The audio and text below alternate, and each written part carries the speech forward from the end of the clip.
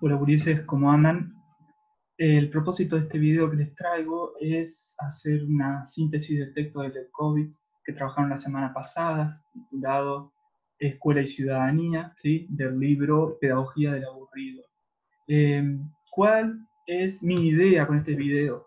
Orientarles en la lectura, ¿sí? Es un texto que por ahí se puede volver un poco confuso, ya que va y viene sobre diversas cuestiones, diversos aspectos.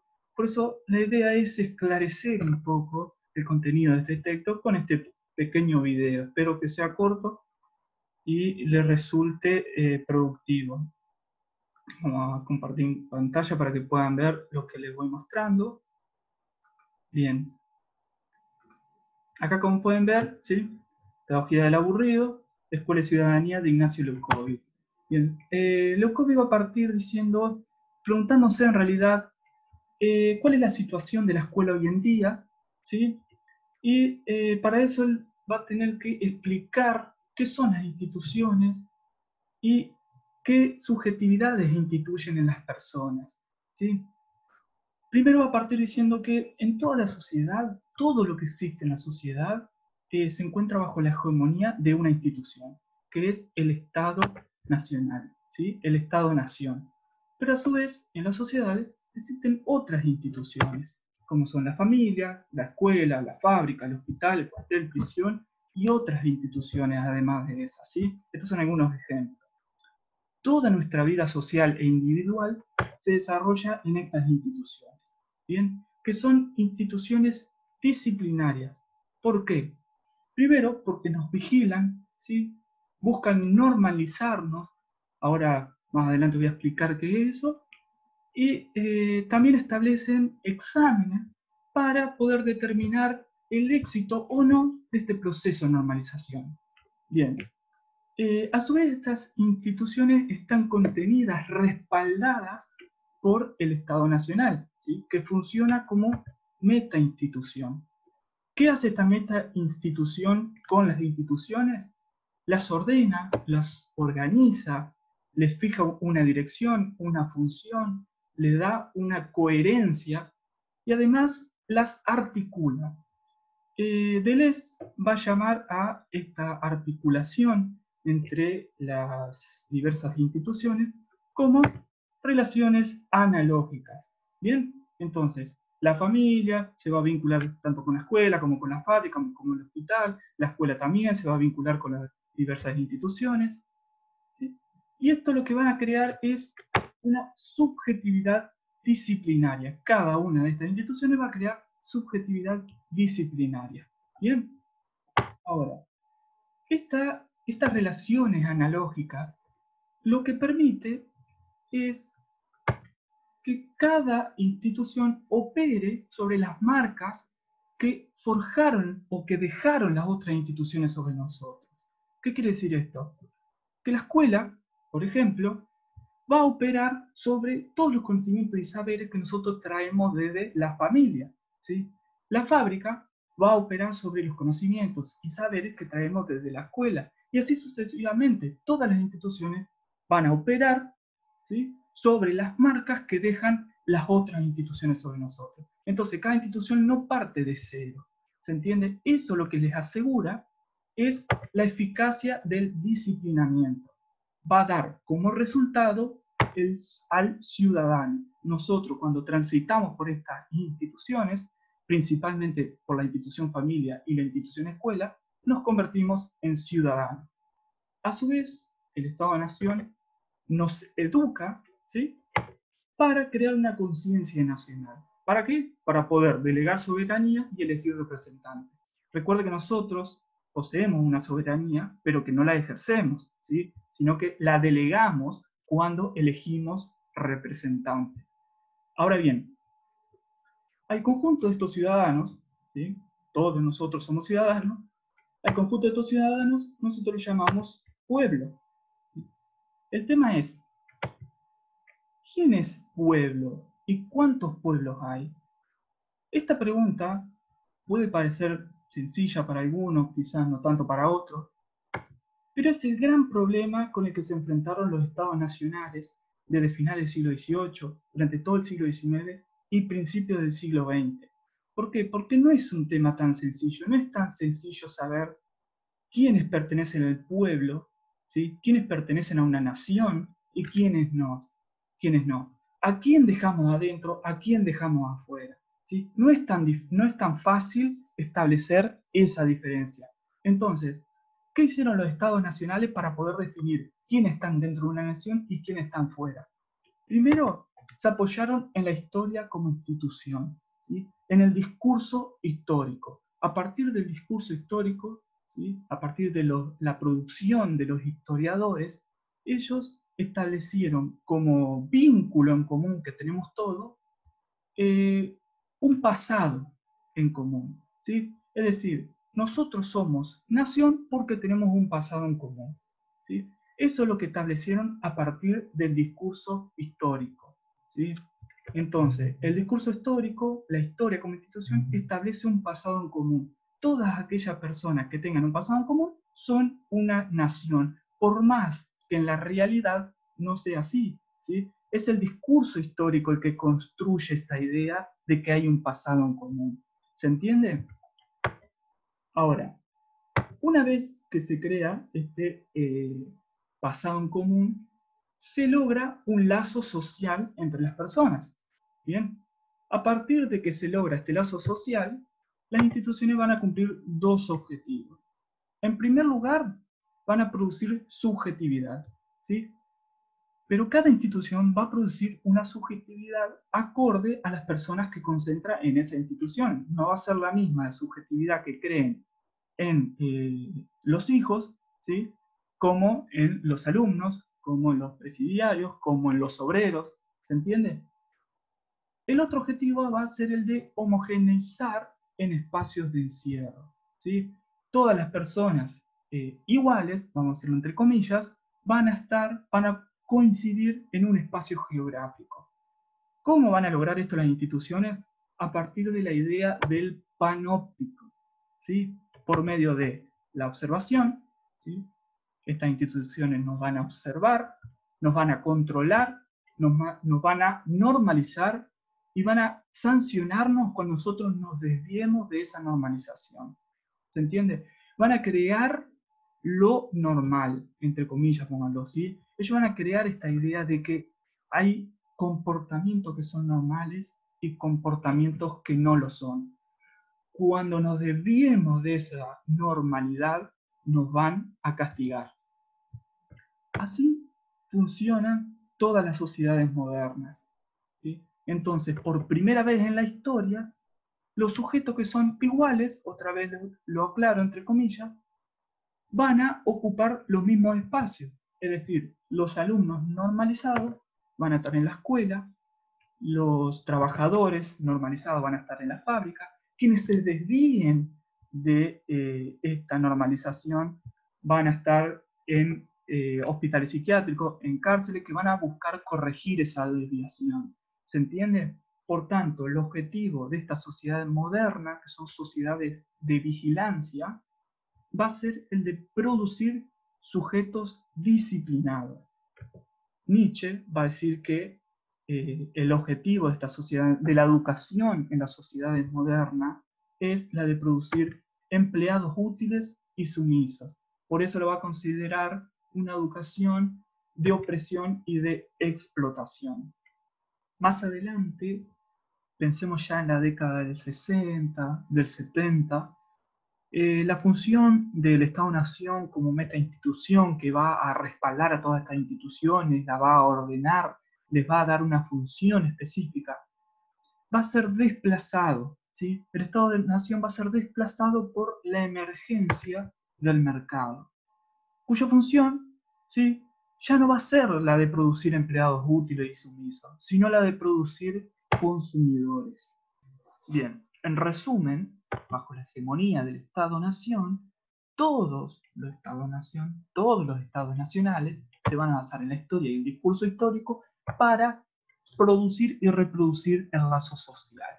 Bien, ¿cómo va a ser para establecer este lazo social? Es decir, para inculcarnos a todos de que existe una nación que nos vincula y nos incluye a todos, a través de elementos clave como los símbolos patrios, las fiestas patrias, la liturgia, ¿sí? Celebraciones y conmemoraciones, monumentos y museos, panteón de héroes, la creación de este pasado común y nacional.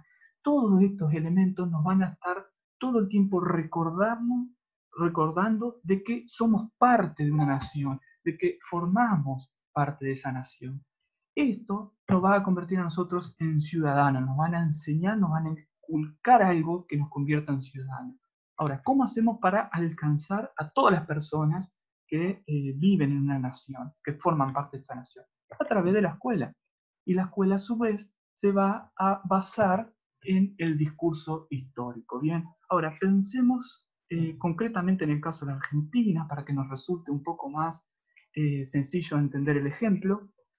Hacia finales del siglo XIX se dan grandes oleadas inmigratorias, ¿sí? Hasta principios del siglo XX, y con esta masiva entrada de inmigrantes también viene una diversidad cultural y lingüística muy grande, lo que obliga al Estado argentino a tener que aglutinar a todas estas personas, ¿sí? E inculcarle la idea de que forman parte de una nación, de que son ciudadanos argentinos. Para eso lo va a hacer a través de la escuela, ¿sí? A través de la escuela se le va a enseñar las leyes, las normas de comportamiento, cómo funciona el sistema social vigente, se le va a enseñar nuestra lengua, ¿se entiende?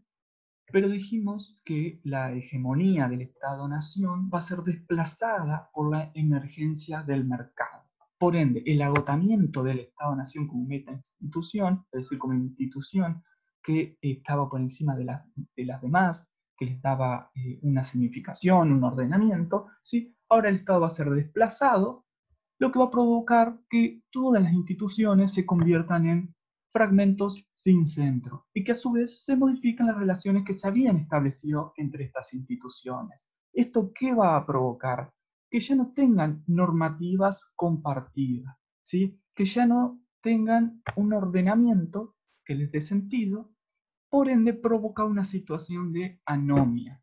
Cuando antes los alumnos, los sujetos que habitaban las instituciones sufrían porque las normas limitaban sus actitudes, ahora van a sufrir porque como no hay normas, ¿sí? No hay nada que regule sus comportamientos. Pero entonces nosotros acá nos preguntamos cómo es que siguen existiendo instituciones sin que haya una meta institución que les dé un sentido en donde se apoyen. Esto se debe a que, como dijimos, el mercado desplaza al Estado nacional como instancia dominante de la vida social. Esto que va a provocar que se modifiquen las funciones de las instituciones, que ya no van a producir subjetividades disciplinarias, sino que van a producir consumidores. Y también se modifican las condiciones generales en las que operan estas instituciones, porque antes operaban en condiciones, bajo condiciones estatales, ahora van a operar bajo condiciones mercantiles, es decir, bajo condiciones que tienen un ritmo mucho más acelerado, más cambiante y más inestable. Pensemos no solamente lo que representa la devaluación de una moneda o la inflación, sino también los cambios en los hábitos de consumo, las tendencias de la producción a nivel mundial, todo lo que compremos hoy probablemente en unos años ya sea obsoleto, ¿sí? También en los cambios en la organización de la producción, en el surgimiento de nuevos campos de saber, de nuevas disciplinas y carreras, la implementación de la robótica, todos estos elementos que hacen que el mercado tenga un ritmo mucho más acelerado que el campo en el que operaba el Estado. En este sentido, ¿sí? Como dijimos ya, no son condiciones estables y estatales, sino cambiantes y mercantiles. Esto va a provocar que se desestabilicen las instituciones y se conviertan en galpones. Entonces, los galpones van a ser instituciones que no se van a lograr adaptar a los tiempos dinámicos que corren. Van a ser espacios en donde se forjen subjetividades diferentes, desarticuladas porque no se van a vincular con otras instituciones, anómicas, es decir, incapaces de seguir un ordenamiento y normativas generales, y anacrónicas porque van a estar desvinculadas del contexto y la realidad de los sujetos. Es a partir de esto que los docentes van a decir que los alumnos no tienen el nivel suficiente que le demandan sus materias, sus cátedras, Y la realidad es que los alumnos traen otras subjetividades que ya no son las previstas por el sistema educativo, ¿sí? Es decir, el sistema educativo piensa la subjetividad del alumno como la del alumno de antes. Y la realidad es que las subjetividades nuevas no coinciden con esas subjetividades de antes. Es ahí que los docentes van a decir que falta nivel, porque en realidad están esperando otras subjetividades. A su vez, los galpones no van a poseer cohesión lógica ni simbólica, y el mayor problema también es que ya no trabajan sobre marcas subjetivas previas. ¿Se acuerdan? Las relaciones analógicas establecían que una institución empezaba a trabajar sobre el sujeto en base a las marcas que le había establecido la institución previa. Como ya no va a tener marcas subjetivas previas, ¿sí? Cada institución va a crear sus propias subjetividades, ¿sí? Y que van a ser subjetividades más mediáticas. ¿Por qué? Porque ahora son los medios masivos de comunicación los que van a dejar marcas en los sujetos, ya no en las instituciones previas, sino los medios de comunicación. Como conclusión, ¿sí? Ya no va a ser importante para los sujetos la normativa y el saber, sino la importancia de la imagen y la opinión personal. Las instituciones ahora van a operar sobre marcas mediáticas y el alumno supuesto por el docente ya no va a coincidir, como dije, con el alumno real, que esto ya no, el alumno supuesto por el docente y por todo el sistema educativo. Para ir cerrando, ¿cuál es el problema entonces que enfrenta la educación? En primer lugar, que los docentes ahora operan sobre instituciones donde ya no hay normas institucionales precisas, ¿sí? En segundo lugar, con el agotamiento del Estado-Nación, las leyes que regulaban y ordenaban a las instituciones pierden su capacidad de acción y de articulación.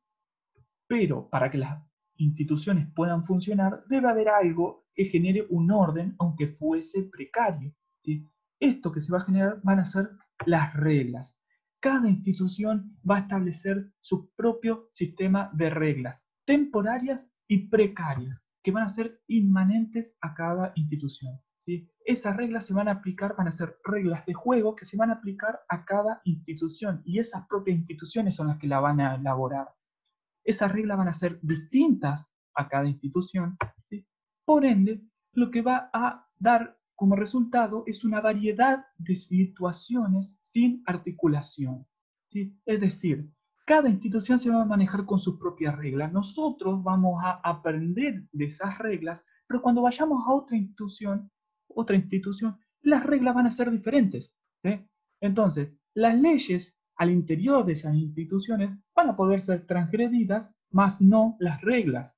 ¿Se entiende? Entonces, nosotros vamos a saber que dentro de esa institución tenemos que respetar las reglas de esa institución, las reglas que regulan los comportamientos y la organización de esa institución. Cuando vayamos, por ejemplo, a una escuela, vamos a tener las reglas de esa escuela. Cuando vayamos a una fábrica, vamos a tener que respetar las reglas de esa fábrica. Lo mismo con cada institución de la sociedad.